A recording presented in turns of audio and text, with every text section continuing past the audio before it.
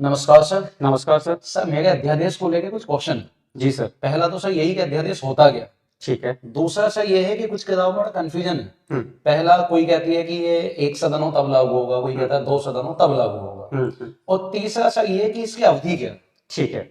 तो सर अध्यादेश क्या होता है? अध्यादेश संसद या राज्य विधानमंडल द्वारा बनाए गए कानून की तरह होता है, क्योंकि कानून बनाने की शक्ति जो होती है तो संसद को होती है, राज्य विधानमंडल को होती है। लेकिन अध्यादेश के माध्यम से संसद राज्य विधानमंडल कानून नहीं बनाती, जबकि कानून जो बनाता है वो कार्यकारी बनाता है, यानी कि एग्जीक्यूटिव बनाता है, कार्यपालिका बनाती है। कार्यपालिका का प्रधान कौन होता है? राष्ट्रपति होता है।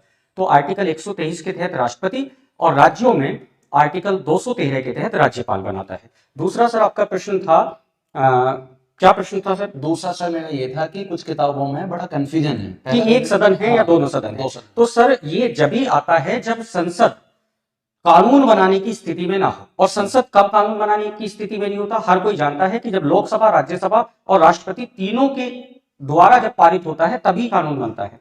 तो या तो लोकसभा राज्यसभा दोनों हो चाहे एक हो, दोनों ही परिस्थिति में अध्यादेश जारी हो सकता है, यानी कि संसद कानून बनाने की स्थिति में ना हो। बस इतनी बात याद रखें, संसद कानून बनाने की स्थिति में नहीं होगा तो अध्यादेश आ जाएगा। तीसरा प्रश्न था सर आपका अवधि को लेकर। तो इसकी अवधि जो होती है वो सदन जैसे ही स्टार्ट हो जाएगा तो उसकी प्रथम बैठक से 6 सप्ताह तक रहेगा। 6 सप्ताह बाद ये स्वतः समाप्त हो जाएगा यदि संसद द्वारा इसका अनुमोदन नहीं दिया गया।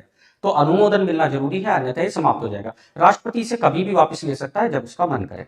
ठीक है। एक लास्ट क्वेश्चन है सर। जी सर। अभी हाल फिलहाल में यूपीएससी ने क्वेश्चन पूछा, क्या मौलिक अधिकार के लिए भी ये अध्यादेश लाया जा सकता है? देखो सर, मौलिक अधिकार में केवल एक ही चीज हो सकती है कि मौलिक अधिकार में कुछ भी चेंज करना है तो वो संविधान संशोधन के माध्यम से हो सकता है। और संसद द्वारा बनाया गया जो कानून की तरह है ये अध्यादेश, तो संसद अपने कानून के माध्यम से मौलिक अधिकार में संशोधन कर ही नहीं सकती, उसके लिए संविधान संशोधन जरूरी होता है। तो अध्यादेश से मौलिक अधिकार में कोई फर्क नहीं पड़ता, अध्यादेश मौलिक अधिकार में कोई संशोधन नहीं कर सकती।